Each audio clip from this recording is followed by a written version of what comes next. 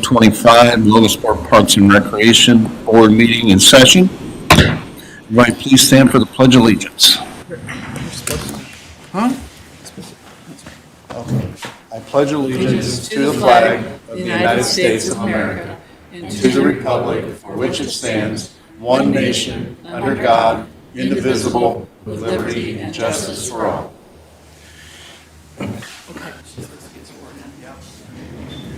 You want to do that? Where do you want to do that? I think you're going to stay there, and Okay. I'll come over here, and Dave, you don't mind Okay. holding this for her? Sure. Right hand on it, right hand up. Repeat after me.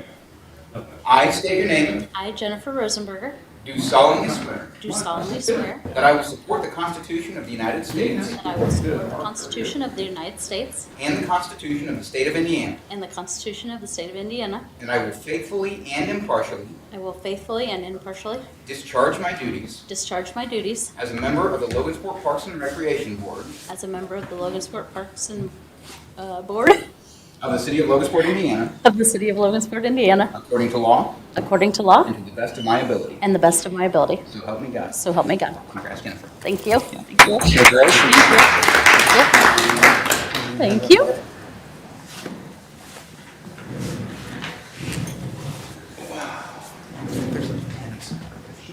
Okay, now that we officially have her on the hook, let's begin.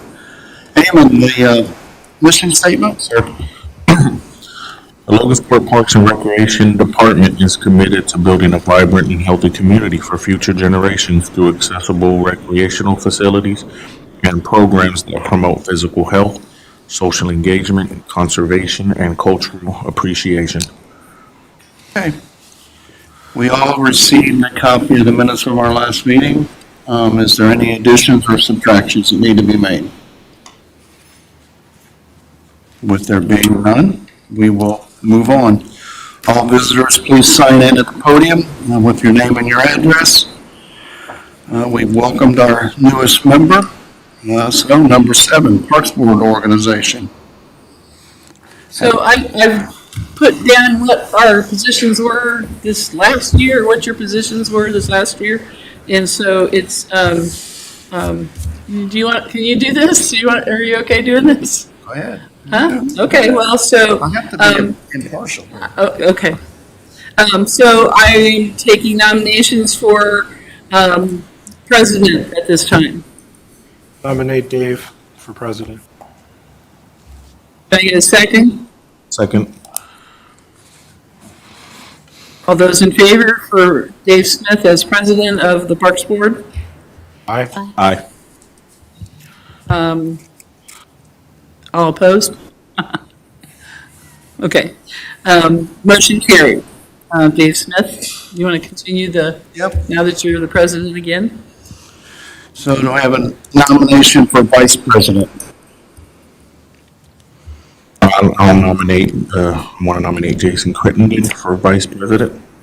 Do I have a second? Second.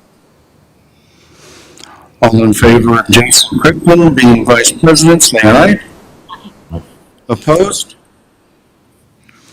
Okay. I'm going to let you say his name because I always mess it up. Anancia Tavuki. Okay.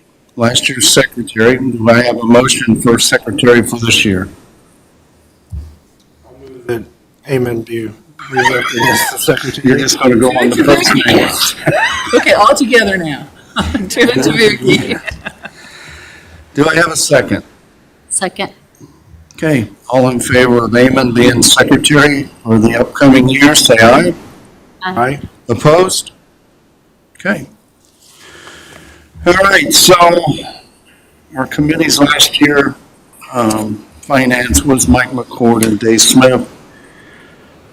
Golf was Dave Smith and Sam Taka, but Sam is no longer with us, so we'll have to decide what we're going to do there. Park development, Eamon and Jason. Personnel, Dave and Jason. Aquatics, Mike. And I think Sam was on that as well, right? Yeah. And Christmas in the park is Mike McCord and Dave Smith. So what do you feel comfortable with jumping in, I and we'll just pencil you in anywhere. I can help. If you need people with golf and aquatics, I can help. Okay, we'll put her in at the two spots Sam was in. Okay? So, again, finance will stay the same, Mike McCord and Dave Smith. Golf will be Dave Smith and Jennifer Rosenberger. Park Development, Eamon and Jason. Personnel, Dave and Jason. Aquatics, Mike McCord and Jennifer. And Christmas in the Park, Mike McCord and Dave Smith.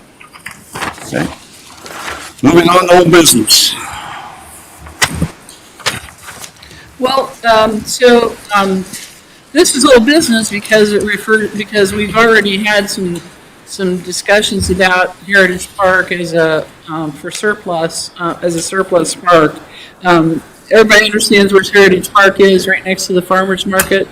And I put a little diagram in there for you. That was actually from way in the 90s, that little diagram that I revised. Anyway, the idea was to find somebody to take that little piece of land and do something with it. And the Community Foundation being awarded the $5 million grant to make the adjacent farmers market improved. They will be building a commercial kitchen as part of their project as an incubator kind of operation. So if somebody wants to sell cupcakes for whatever reason, then that commercial kitchen can serve as their place of operation as a temporary place until they can more fully invest in their own business. Anyway, that's what they need the extra land for, is the commercial kitchen. So it does mean that the immigrant statute needs to be taken care of by an alternate group, although we haven't really done anything to take care of it, have we? Since it's been put up, it really hasn't been ours to take care of, so. But is it assumed that it's the Parks Department, since it actually sits in In the park? In the park? They may feel that way, yeah. Something happened, of course, we would do what we could to help, but if it were going to be kind of costly, the donors would probably have to come up and help us with that, so. But anyway, so the idea is to transfer that sort of responsibility to the city of Logansport, and that they will work with the Community Foundation to develop that, whatever areas need to be developed. It's also up to the city of Logansport to come up with a memorandum of understanding with the donors of the statute for them to take care of it from here on out. So, Who is that group? well, I know Jim Crane is part of that. Part of it. Yeah, and I don't know who else is part of that. Pardon me? Molly Graybill, okay.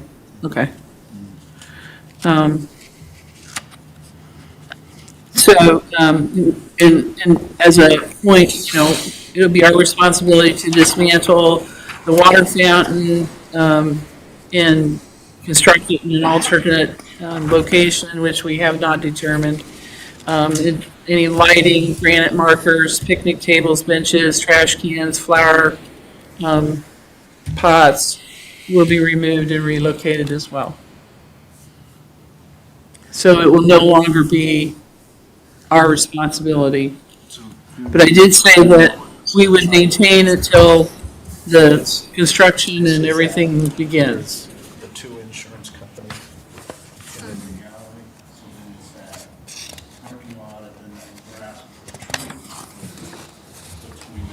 Street is the piece of land we're talking about. Okay. Okay. Thank you. You're welcome. Any questions or So concerns? we're just basically transferring it back to the city. Yep. Kind of like the city just transferred the Iron Horse Park to us. We're going to transfer this to them. Well, and again, you know, when you and I talked on the phone the other day, my whole concern is the statute. Yes. Because when we originally listed the parks that we were going to put up, Heritage Park was one of those, there was a big outcry from that group about what's going to happen with the statute. It's not going to be moved. Okay, So all right, okay. it's That was going to my stay in whole its current location in, So the city will maintain that. It doesn't become part of the farmer's market's property. no, that part won't, that part won't. Where the trees and stuff are will, but where that statue is will not. So the city will just own it and they'll have to decide what they're going to do with it. Okay.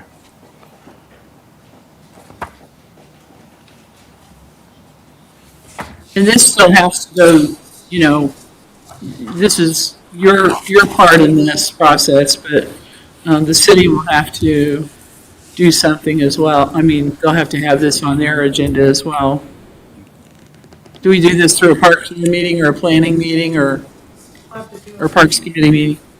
You'll have to do a survey of the piece of land so that you carve out where the statue is. So we'll have to have a survey done, because if you're not gonna pass that to the community foundation, that's still gonna be the city's property. So we have to have a survey Survey. to carve that out. Okay. So this was a park, and what we're doing is transferring it to the city, so the community foundation and the farmer's market can take that land and use it for their farmer's market building they're putting in, Okay. okay? Anybody else have any questions about this?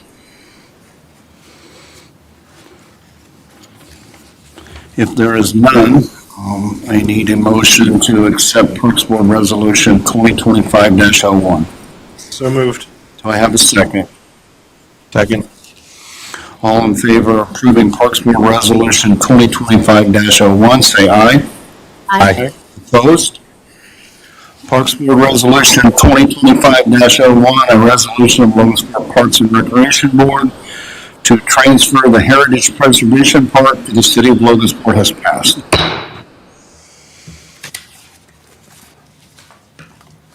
New business.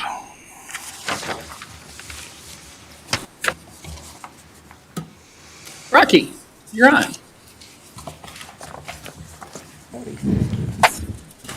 Thanks for having me. I talked a little bit with Jan, so even an odd number of years, we kind of go through different plans we have in emergency management, find stuff that's not around anymore, try to think of new solutions that weren't in the plans the year before. So one of the plans that's up for update this year is our emergency shelter plan. So we work with lots of different units of government, nonprofits, churches, all kinds of groups all over the place for facilities where we could put people in an emergency. So there's kind of two components of that. There's what we call shelters, which is longer term, overnight staying. I don't think Parks really has any facilities that make sense for that. The other category is kind of a refuge site. So at some place, we just need a place to put people for a couple hours because of, gas leak, fire and inclement weather. We just need a safe place for people to be out of the elements while we work on that shelter, or if it's a short incident, we just need a couple hours. So that was the request I talked about with Jan, and she thought the full Parks Board should have input on that.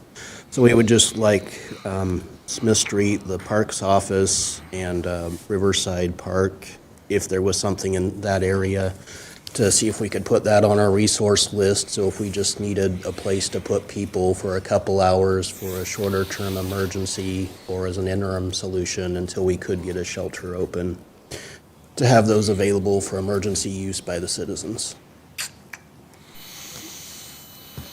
Is there two, I have two questions. One is, do we have anybody that will be in charge located at those warming stations then?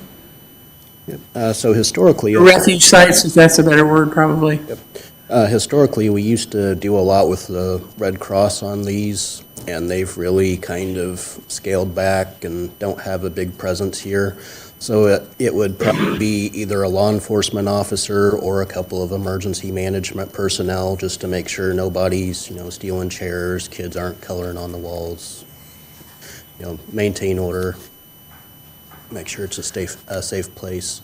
If we get into sheltering, we would, again, get them out of the park facility. We'd use other partners to get them to whatever church or bigger place we're moving them to.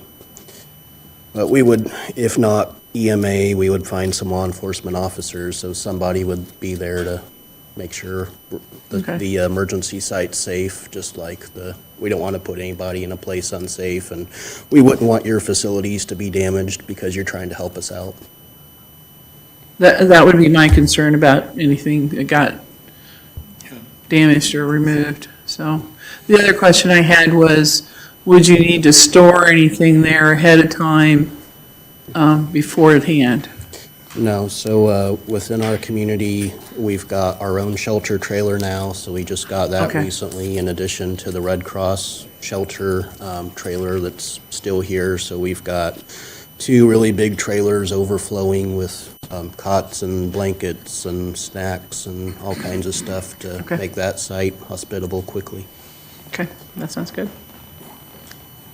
So you're talking about, just so I heard, it's the Penman Building, basically, and the Riverside, McHale Complex. The McHale Complex, yep.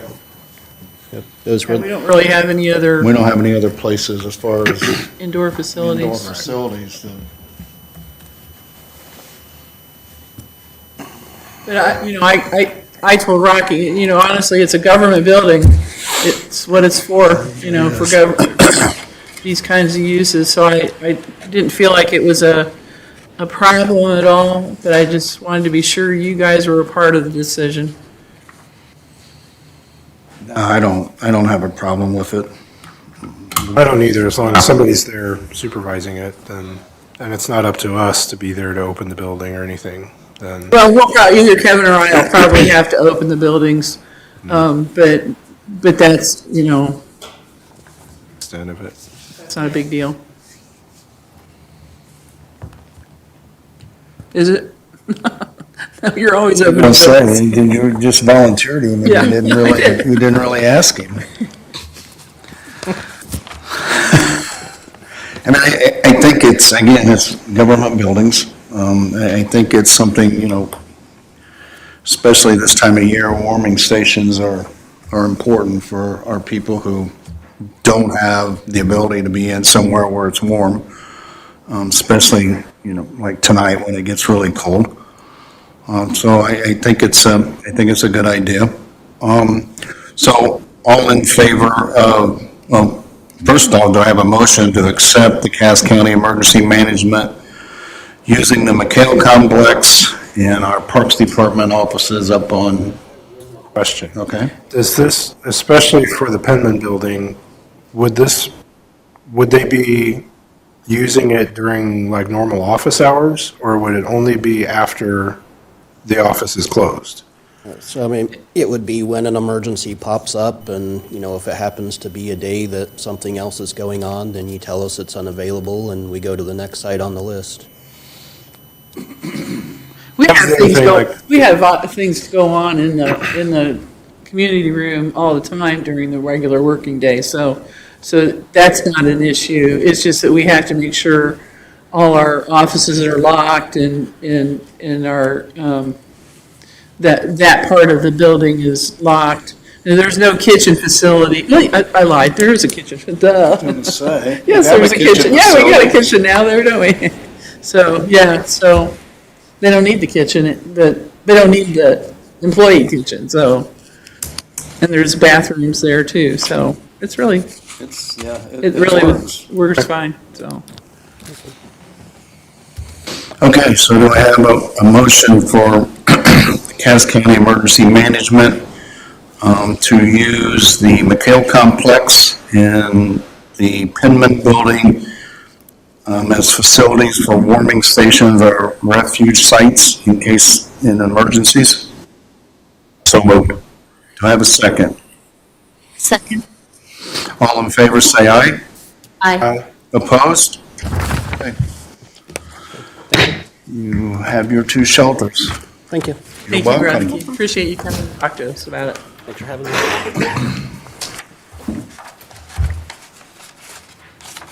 So Dean and Kyle, can you guys come out and talk about this resolution 25-02? Do you, Get up.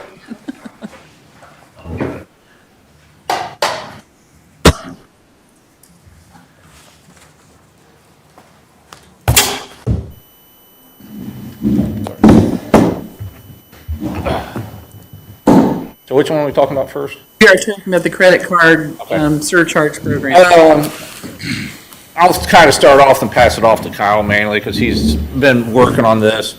This is something that a lot of us see when we go places, a credit card surcharge, and most of us use stuff. But in the last few years, we've went from spending $4,000 on credit card fees to spending $12,000 this year on credit card fees, or just a little bit less than that. With the increased stuff that we have going on in the at the golf course with the driving range, future driving range, and simulators in the clubhouse and everything, that's only going to go up. We feel that, I mean, it's went from 4,000 to, 12,000 less than 4 years. That it's going to be $20,000 before you know it in credit card fees. And we just feel that the time is now. I've always kind of been, it's part of doing business, but when you got guys come in and say, oh, here, put on this one because I get Cabela points or something, it just kind of, we're paying for them points, and it happens more and more in businesses, that you see this. And I think it's a kind of a must for us to do that now, where I think it's just kind of at that point where, it has a potential to save us $100,000 over the next 5 or 6 years, or generate us that money. So I'll kind of pass it off to Kyle, and he kind of has some. Yeah, so when we were presented this opportunity, it's a 3% surcharge. So anyone that uses a credit card to pay for whatever they're paying for up there, they're assessed that 3% above what they would normally pay us. It only applies to credit cards. If someone uses a Security Federal debit card or whatever, it does not apply to debit cards. Why? Gift cards too. Prepaid gift cards. Prepaid gift cards. Yeah. Why? I don't know. Federally, it says it's against the law to do it on debit cards. Luckily, the software that we use for our POS system there, once we tap the card or insert the card, it detects if it's a credit or debit card. So it's not an employee saying, oh, this looks like and then pushing a button. It's the software doing it on its own. So to kind of put in perspective, 2024, we did $407,337 in credit card transactions. Okay, it's a lot. We paid $11,496 in fees. Wow. Okay, if we implement this, so say we implemented it at the beginning of 2024, roughly our fees would go from $11,496 to like $1,200. So we never see that money because what our credit card processing company does is it just offsets their cost.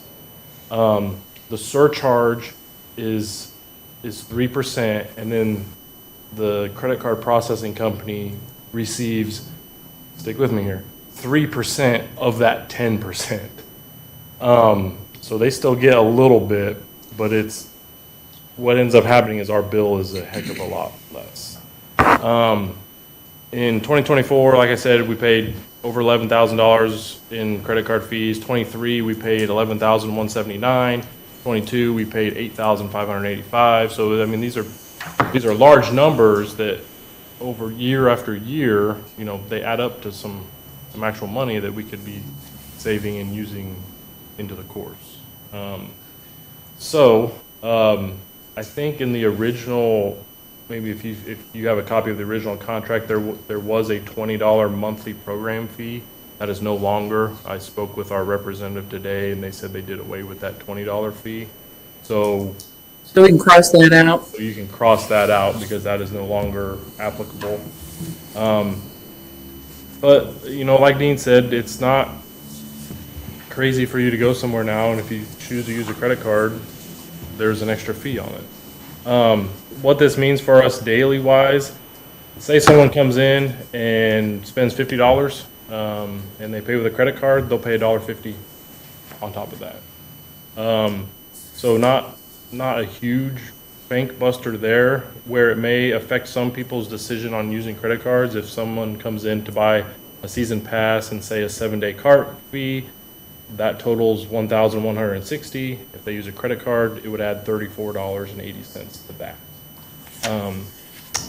Most of our regulars who come in and pay their dollar, obviously they're not using credit cards to do that, so it won't really affect them. But you know, so many times we've seen people stand at the register with enough cash to give us, but they say, "Oh, I can get points on this. I'll swipe this card."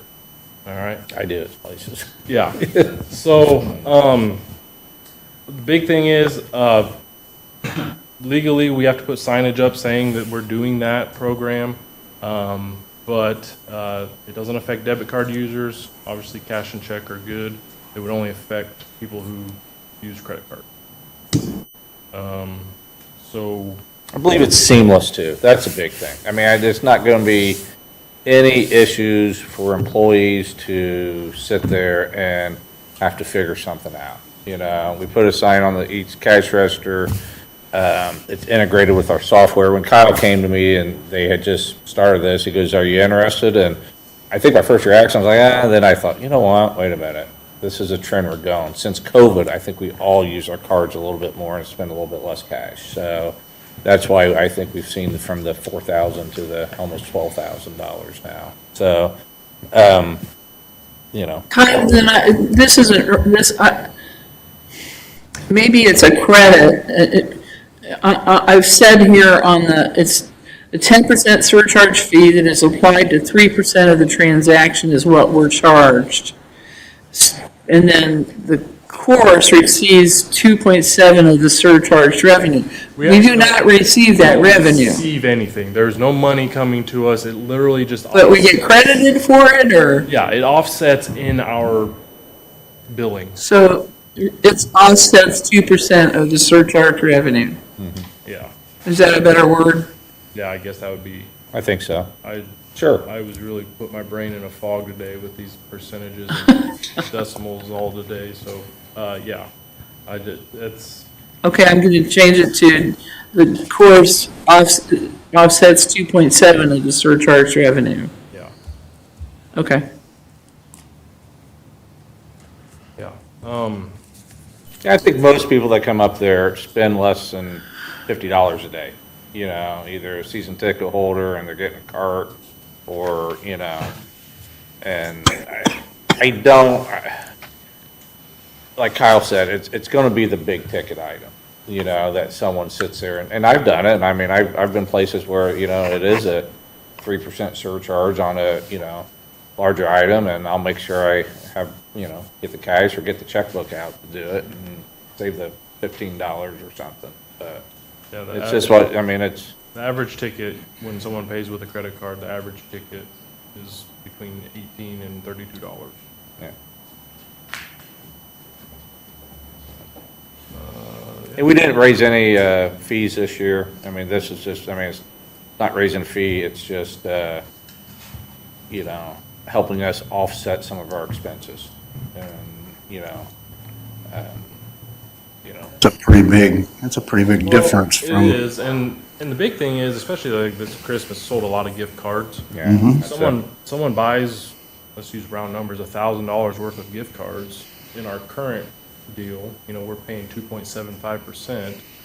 Well, now they're going to come back and buy merchandise, but we've lost money because Right. that We lost money. $1,000 isn't really, yeah, anyway. Yep. So, yeah. Yeah, so I mean, I looked at it, like I said earlier, that, I mean, over a 5-year period, 5 or 6 year period, I believe it's gonna be $100,000 savings in us doing this. And, I mean, I've been several places, obviously the really big stores don't do it, but some of the smaller ones and, places like that do it. Well, and there are places you go that even if you use a debit card, they tell you if you're buying something, there's going to be an extra Yeah. charge because you're using your debit card. Yeah, and and I've seen a place here, I won't name names, I saw a place in town, I sent him the picture of it, it said 5%, and I'm like, I'm like, and I go, I didn't think you could do that, and Kyle goes, you can, he looked up the, Yeah. the Yeah. law So and we're- stuff. we're- Kyle did a lot of research on this, and, We can't charge more than what our actual credit card percent, like, we Yeah. can't make money off of it, it's just offsetting. So anyway. Any think it's other a good questions? If there's no more questions, do I have a motion to accept Parks Board Resolution 2025-02? So moved. I have a second. Second. All in favor of Parks Board Resolution 2025-02, resolution of the Logansport Parks and Recreation Board to establish surcharge payments on the use of credit cards for operational fees at Dykeman Municipal Golf Course, say aye. Aye. Opposed? Parks Board Resolution 2025-02 is passed.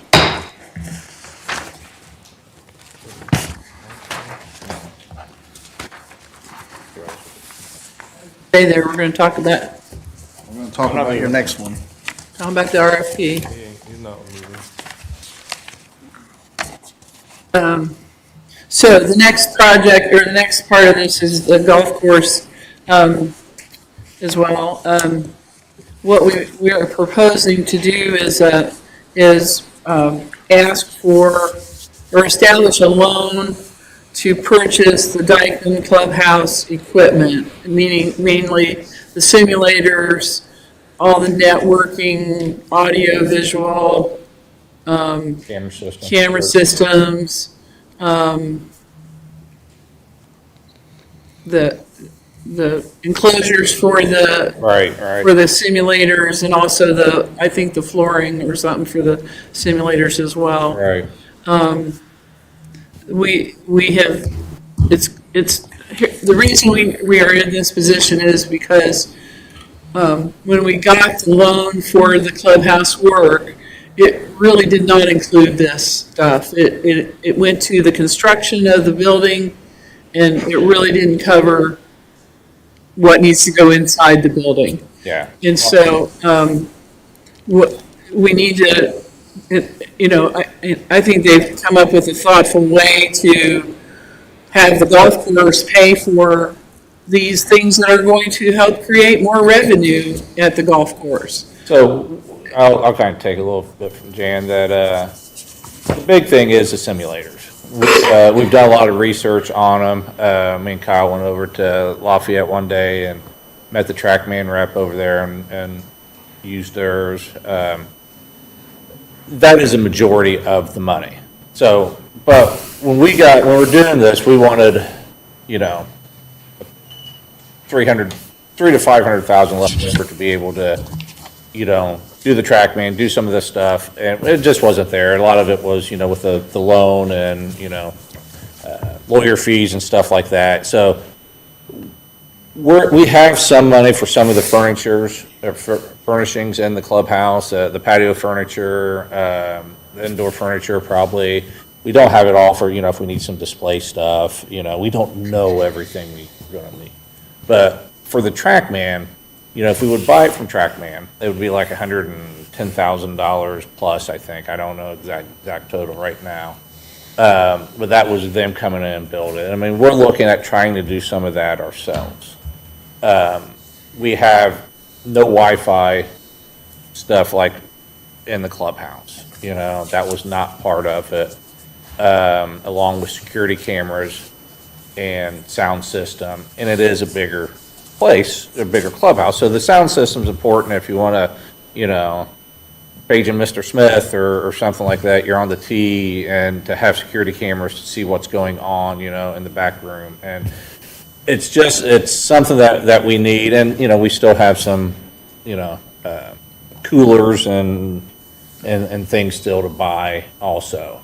So that's where we believe, without a doubt, that the simulators will pay for this without a problem, Not just maybe with all the money from renting the bays, but from the drinks and food and stuff like that, and by people being there, So that's why we went with this option. We talked to Chad Higgins, and he was kind of the one that, kind of brought it up to me. He's like, they're going to pay for it. If you don't have the money, this would be the best way to go. You don't want to go back to the city right now and say, hey, do you have some extra money? So we're trying to do this on our own, like Jan said, and I don't think it's an issue, and, we just saved $11,000 too, so a year with the credit card fees. So, I mean, we're always trying to look to see what puts us in the best position, so. Any elaborate? You did a good job. Thank you. Not much- Well, it's kind of hard. It's one of them things that, I don't know if you guys pay attention to golf a whole lot, but golf really is on the upswing. Yep. I am totally excited. I get chills thinking about how, I wish everything was done a year ago, but whatever. The driving range and, the simulators and stuff. There's places down in Indy that, they can't build them quick enough. Yeah. Last night on TV was the new TGL league that's kind of spearheaded by Tiger. It's, Yep. a 5-story screen. We're not doing anything like that. But it's still, it's part of golf these days, and especially part of golf in northern Indiana. Simulator leagues. All over the place. Then that's, people say that, people that have bowled, they're like, oh, I love the golf league so much better, and stuff like that. So, it's a good thing for us. It really is. And I think this loan is the best, smartest way for us to take care of some of the things, that we're going to need to take care of in the clubhouse. So this, there was a group of people in the community who raised the money to construct the new clubhouse. So this is stuff that's needed, that there's not any money left from that money that was raised Okay, to cover, so they're asking to just go out and get a loan to cover that. okay. I'll bring you up more to speed on the golf course stuff since you're. Yeah. you're on- And this will be new income for us. Right. The It's going- simulator's gonna be new income. That's why we feel that, it'll be It'll it pay it will back. cover, and, we could, we have, someone wants to give us, $100,000, we'll gladly pay for it straight up, but we just don't have that, so. Well, and, we can just do it this way. I'd just soon do it this way and be done with it and move on from there. So, Well, the alternative is to find another person to do $150,000 worth of donations, or go back to the city council for more money. I don't want to go back to the city council for more money. and that, Not right now, not when this can pay for itself, We that's why. we feel like the course can handle this investment, Yeah. especially since it's gonna help us again generate revenue. I'm also tired of asking people for money, so I'm ready to shoulder some of this stuff up there, and we can do it. It's new income for us. Yeah. And it will be, well, and I don't want to go to the city council. I really don't want to have to go back out to the community and say, we need more. just a heads up, yeah. Yeah, and if we can do it this way, and it's more than going to cover itself. Yeah. So I don't see any issue with that. Any questions? How much money are they Is looking it for the loan? $167,000? Yes. $167,000. But it may not be that much, because if they do install it themselves, it's the TrackMan that you can install yourself. The other stuff, you still want, Yeah, There's just, and there's stuff coming that we don't know about, for the clubhouse. There's something coming. I mean, we've tried to think of everything. When we start getting that clubhouse, I mean, Kyle's learned that if it says golf or it's for a golf course, they like to just raise prices on it. But, like display stuff, so when you walk in, you see the balls and stuff like that. I mean, we're gonna have to buy some stuff like that. We just don't know what it is. And, the furniture is, to go commercial on any kind of, tables and chairs and stuff. So, I mean, it's, Sure. Ken, I'm not sure, might not be appropriate for me to address the board, that is not public comments, but I'm not sure the banks will loan you $160,000 without authority from the city council. Well, it don't have to go through the city council. Yeah, this We is can't just the do- first step. But the RFP is for us to find out what our best options are. And then, once we know that, we'll come back to the Parks Board and then move forward to the council. Yeah, this is just step one. You know what maintenance looks like on these things? Maintenance? Yeah, like for the simulators. there's a yearly fee on the simulators. Are you talking about like physical maintenance or like Like subscriptions? subscription or technical Yeah, maintenance. there's like $1,000, somewhere, 1,200 is it? $1,200 Yeah. a year for the subscription, which includes 24/7 support. Okay. As far as maintenance goes on a simulator, the way we have planned to install really helps us minimize that maintenance on it. I mean, the hitting strip that we're going to install can be replaced, but it can take up to 300,000 swings of a golf club, so it'll last a while. The screens, normal wear and tear, can be replaced probably every 5-6 years. And that's I mean, them aren't the high dollar things either. Okay. The high dollar thing is These the Launch actual, the monitor. launch monitor, and then you got the computer, which, I mean, has to be a gaming computer, your standard stuff. Anything else? Then do I have a motion for the request approval for the loan RFP to purchase and install simulators at Dykeman Park Municipal Golf Course? So moved. Do I have a second? Second. All in favor, say aye. Aye. Opposed? So be it. Step one. Step one, thank you.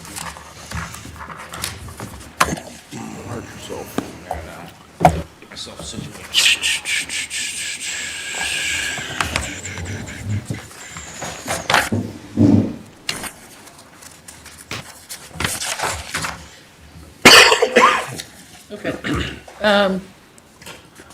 Yeah, it's a few pages after that. There's like half a dozen pages.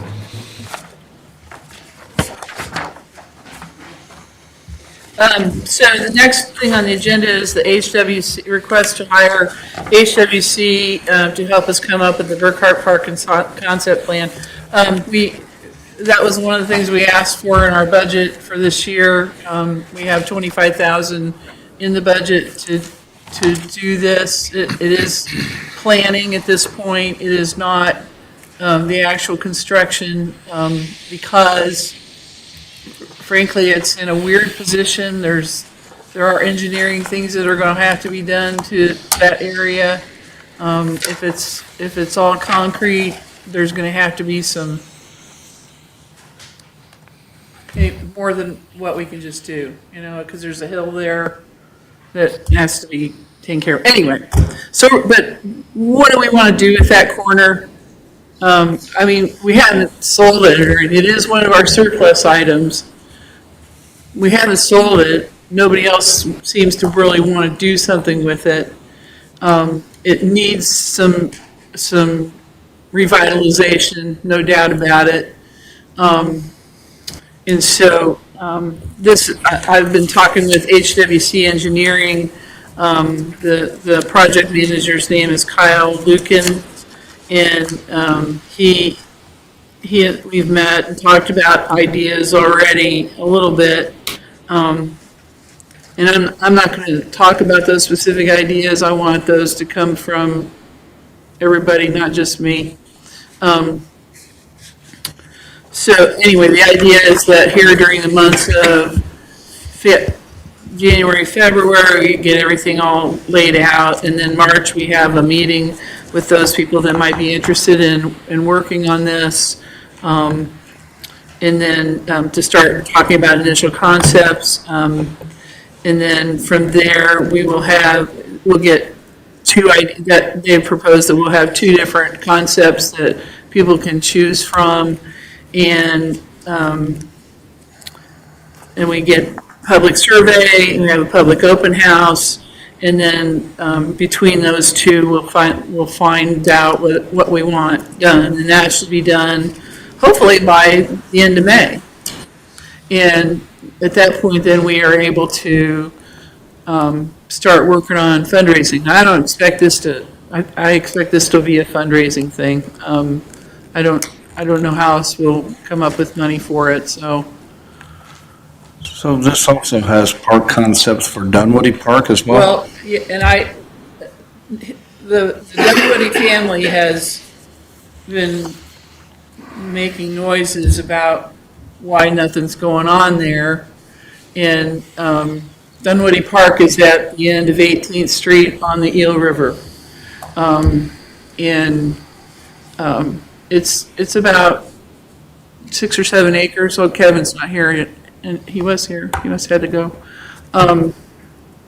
It includes the riverfront. There's riverfront property there, and then there's also I don't know, I'd say an acre of actual tree covered, lots of trees.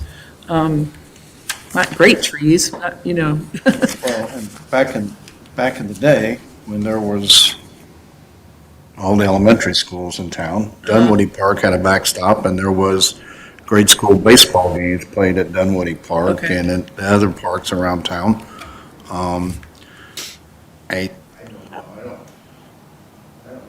Stop still standing down there or not? It's not? Okay.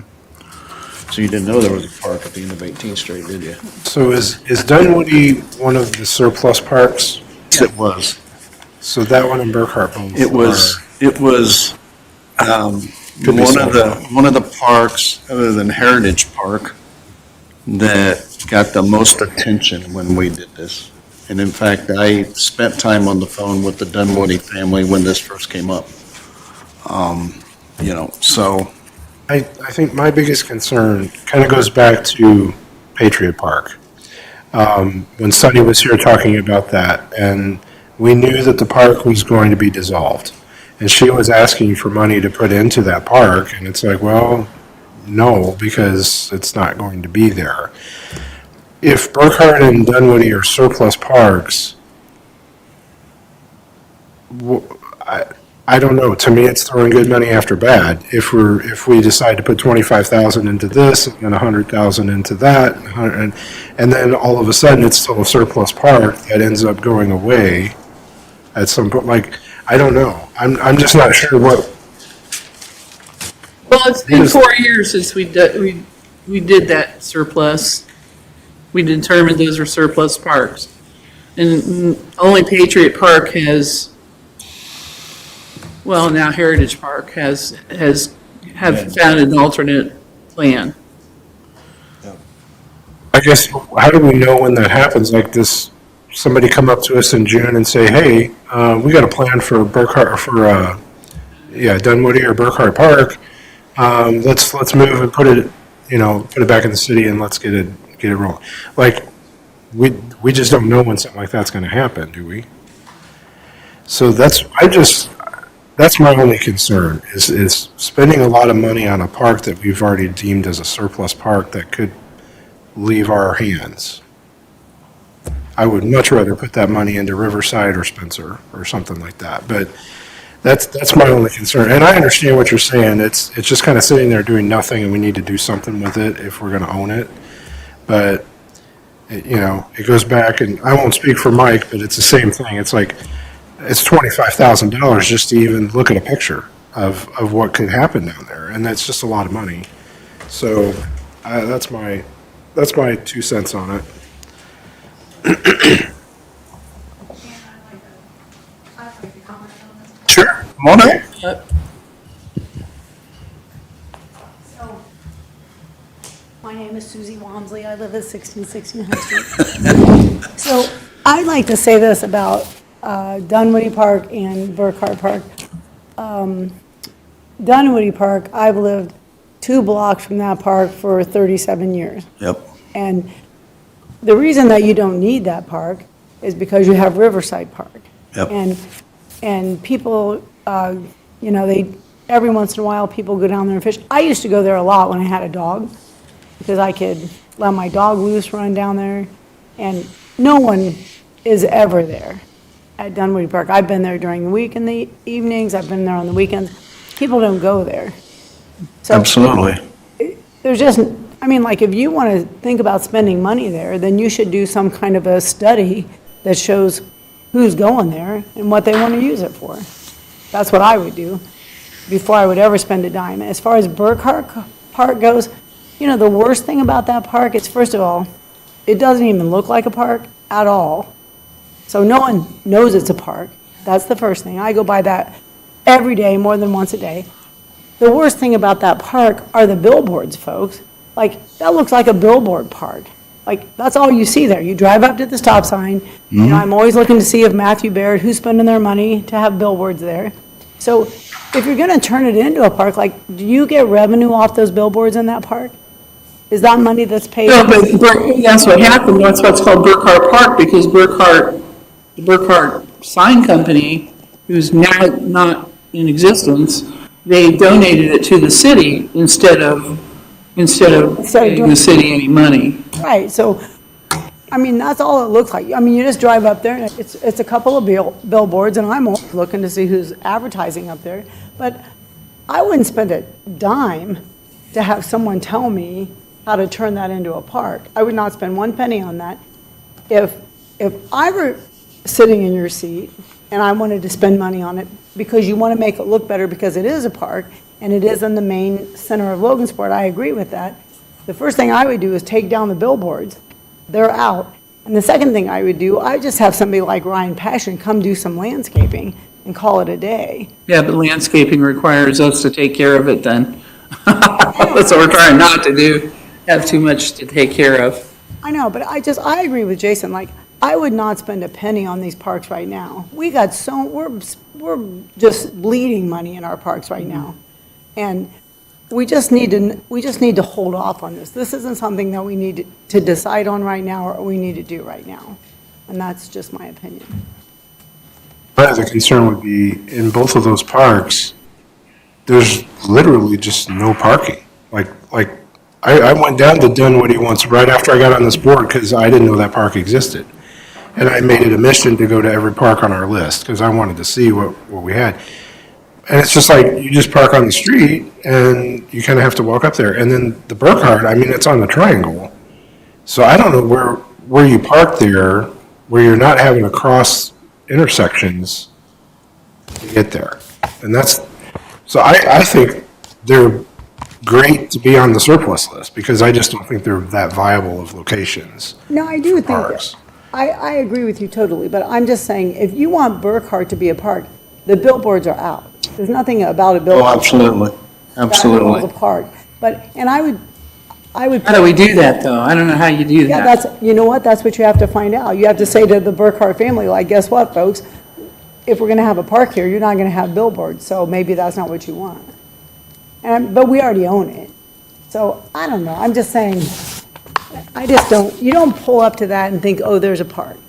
Now, you know how nice it looks on the corner of 3rd and Market by the China Lane? That's a nice little spot. The carousel horses there, and that's a nice little spot. So, But somebody takes care of that, right. Yeah. And I can't agree with you more. You guys don't need another thing to do. I'm not disagreeing with that. And you also don't need to be spending any more money on this stuff right now. We just, Who's mowing Dunwoody?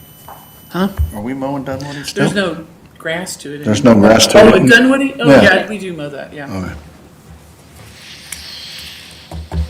Yeah. Okay.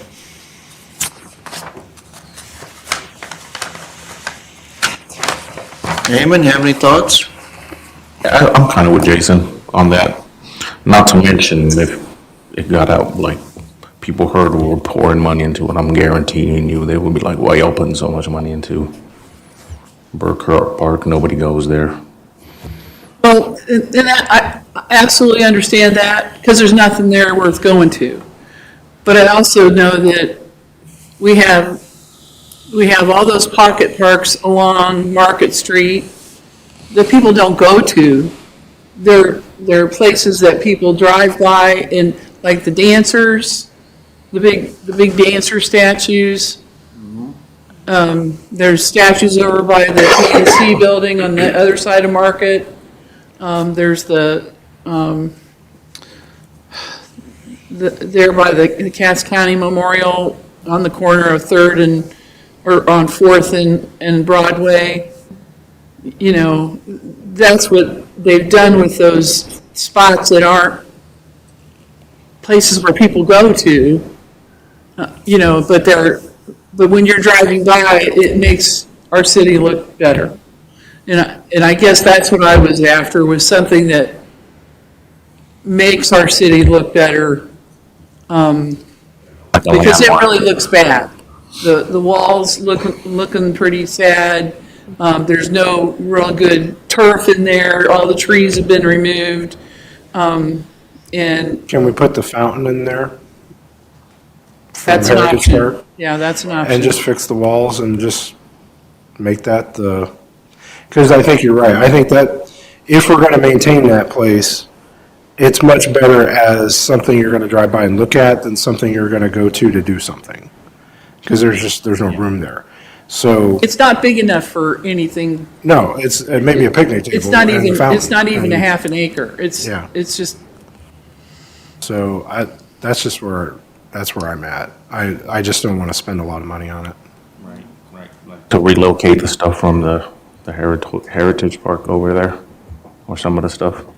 that fountain is gonna need some more work. That's part of the reason it's okay to take it down, because it needs to be rehabbed. It's been 22 years since it was put in, and there's some broken pieces to it. And, so that fountain is gonna need to be, Be a good opportunity then.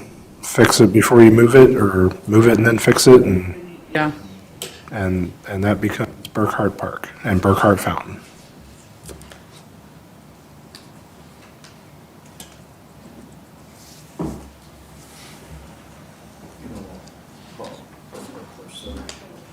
Right down here on Fifth Street, where we would veer off to go down Erie Avenue. And that little triangle piece of land where the billboard sits there on the south, that is Burkhart Park. It's not a very big, That wasn't a park either, did you? it's not a very big piece of land. It's not a very big piece of land. But they put in those new sidewalks there, and they changed I think they did a bump out where there's additional concrete that's out in the street. A little bit. So there's a little bit of parking maybe there, but there's not a lot of parking there. It would be something that people that work downtown might be able to go and walk to it and sit and have a picnic or have their lunch there, or,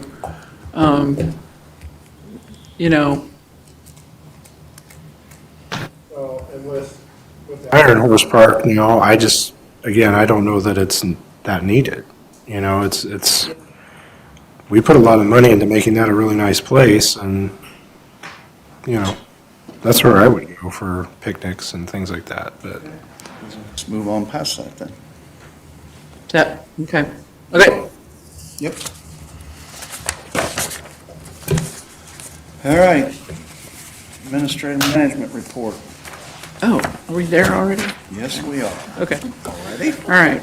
Well, okay, so you saw we talked about the clubhouse, actually, the foundation of the building is complete, right? Yeah. The steel frame has been erected and they're working on the roof. One section of the roof's in, isn't it?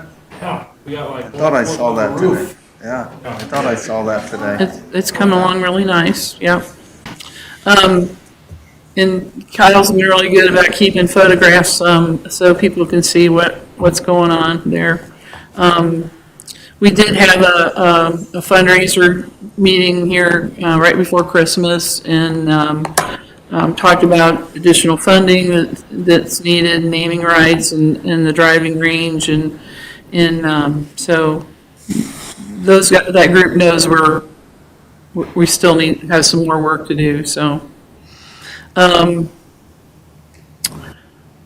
We did order our trail cameras, but I think Kevin and everybody's been too busy to, even think about the trail cameras at this point, so. Christmas in the Park has been a wonderful success this year. We're really proud of it. We had 8,772 vehicles go through it, with $2,800 in donations. That's the most we've had for a long time. I think last year we only had $800 in donations. $1,000 last year. Yeah. We did have, one of the things that I think helped bring people in is that we gave away coupons through different vendors, Burger King, Soft Touch Car Wash, Pizza, and McDonald's. They all gave us coupons to give out, and Kelly and I did the Burger King night, the first night, and we were only there 15 minutes, and they were all gone. So it was pretty cool. So anyway, so we did lose the Waving Santa during rain and windstorm. It dipped all over. We didn't it didn't do any damage to it, but it was down and everybody was on vacation and we couldn't get it back up. So it was close enough to the end of the program that we didn't try to put it back up again. So, and they did start dismantling all the displays here on Monday of this week. I think most of it is done now.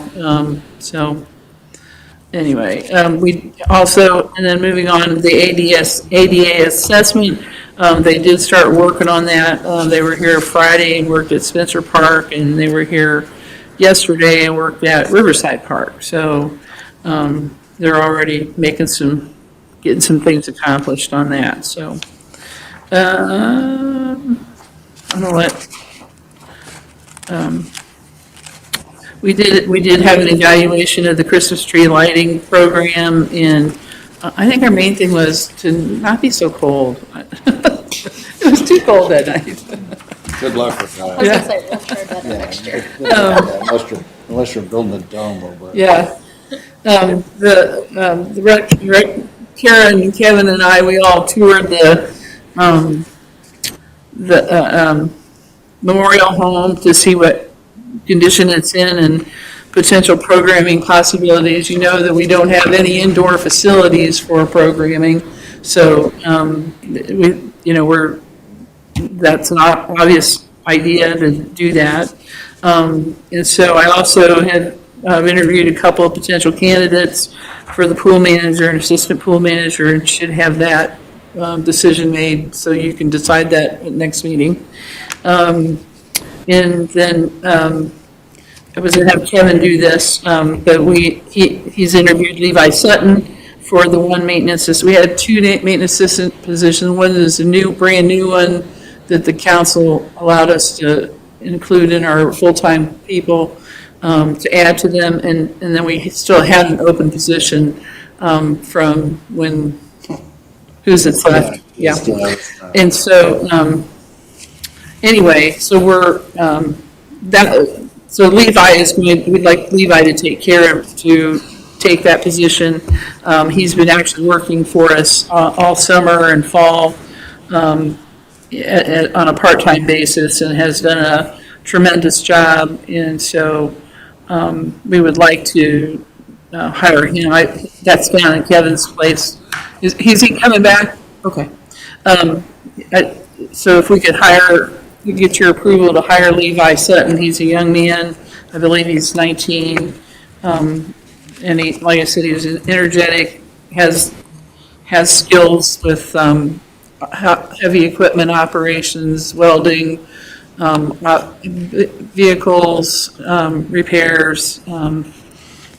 He's just a pretty smart kid to put things together and things like that. We have a motion to hire as a maintenance assistant Levi Sutton, full-time. So moved. Do we have a second? Second. All in favor, say aye. Aye. Opposed? Levi Sutton is new hire for maintenance assistant. I'm gonna pause on the annual report because I don't have it fully ready yet, and we'll do it next month. Okay? But there's a list of things that you can see that we did this last year. It'll be based on that, so. What else I got here? I already updated you on Christmas in the Park, and then, I would like to apply for a grant, to the Arrowhead RC&D, Cass County Soil and Water Conservation District. I'm not exactly sure what the requirements of that grant is at this point, but that's who I'll go to help us do the native prairie grasses there at Houston Park, with pollinator wildflowers and worm seeds and grasses, to go in that area that we cleared out because of the camera situation. So I'm already working with the DNR on some wildlife monies that they have. And I guess we can't sign an actual contract with them until May or June.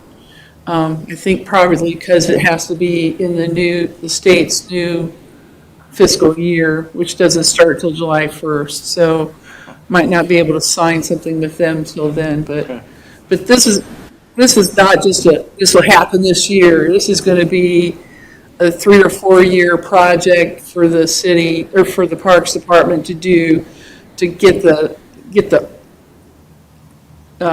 debris out of there, get the weeds and all that stuff killed off, and it's going to take all year to kill off that stuff that's there.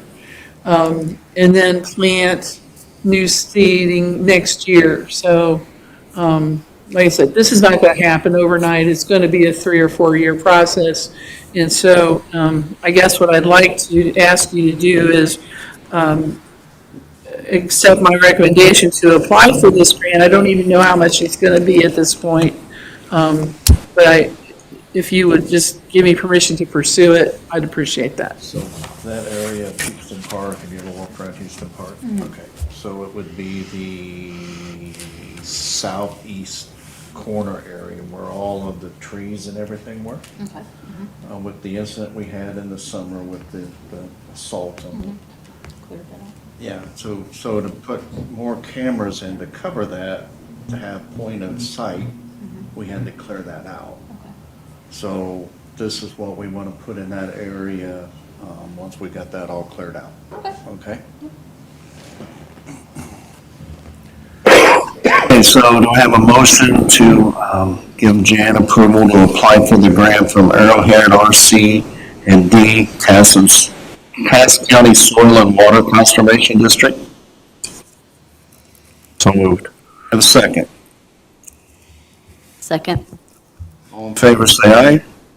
Aye. Opposed? Okay.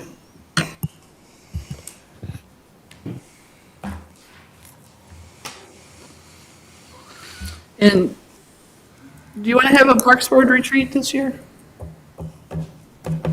When did we do that last year? What time of year did we do that? We did it. Didn't we do it up here? Yes, we did. We did it up here because It was right after Park Board meeting. we worked on ideas for the 5-year master plan, didn't we? For the budget. For the budget? I knew it was one of those. Yeah, because we had little areas that we all had to vote on. Yes, yeah. Yep. I don't mind. I would prefer doing it at one of the summer meetings, just because it makes such a long day. You know, we were here a couple hours. And I'm okay with that, except I gotta have budgets start getting budgets ready for July for, the month of, it's usually due in August, or they start working on the actual budget in August sometime, so. Okay, well, let me work on that here and So, yeah, I mean, it'll work. get you either guys way. some dates and see what's available. Okay. I'm done. Carol Connor?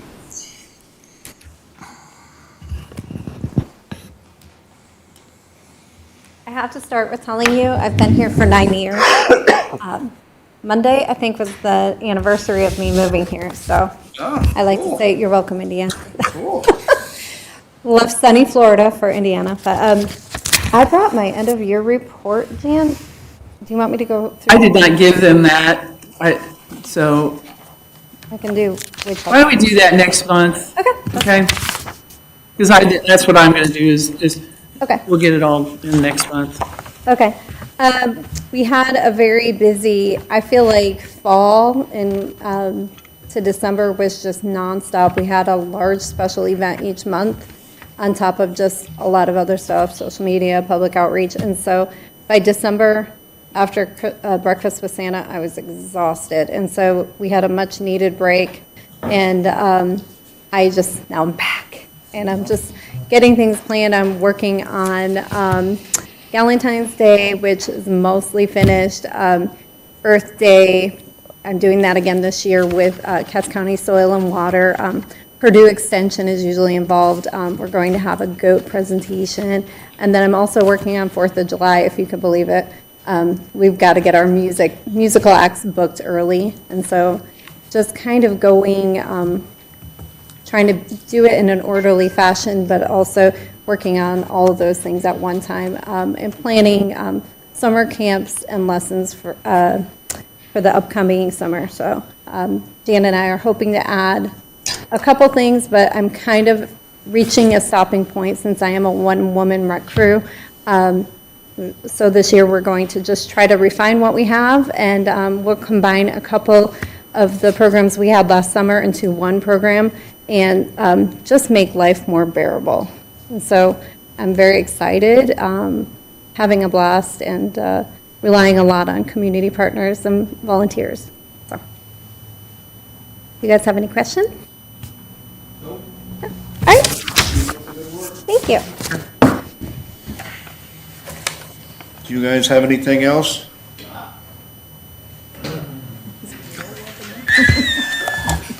You know, if we were nice, we'd have let you done this when you were up here the first time, but Cal, do you have anything early? I really don't. Yeah, I mean, I'll keep it short, I won't even sit down.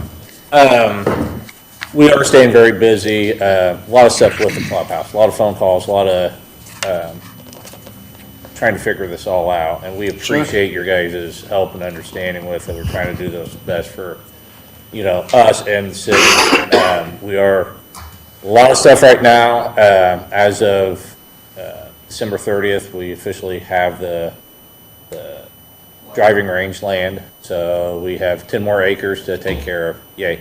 But that's a positive. That's going to be a great thing for the community. I mean, not just for the golf course, but I mean, it's going to give how it's located and everything is going to be wonderful for us. And so doing a lot of work with that, several phone calls out just with distributors and salesmen trying to figure out pricing and everything that we can do and how in the timely manner. So, but that's pretty much it. And as always, the maintenance is hard at it, getting the equipment prepped for next year.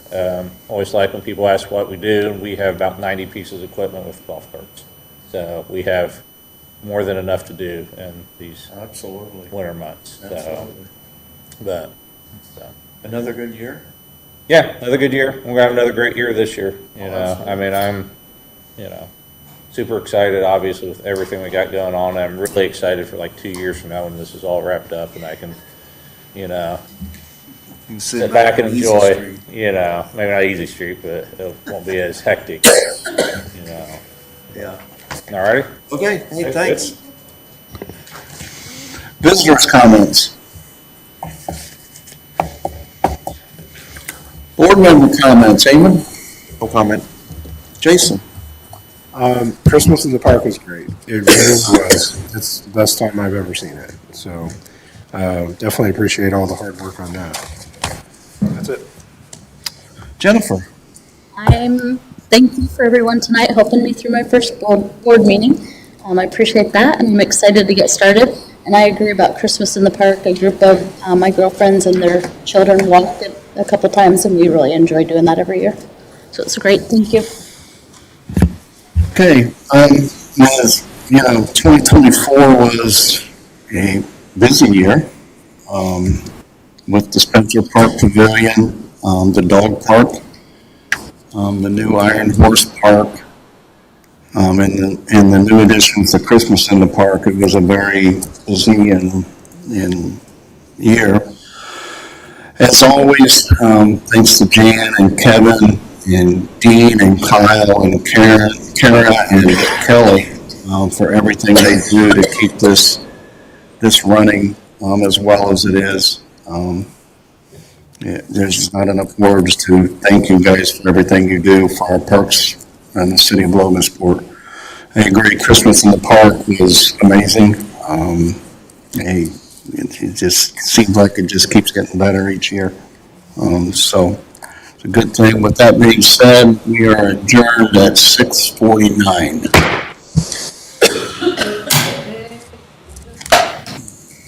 Okay.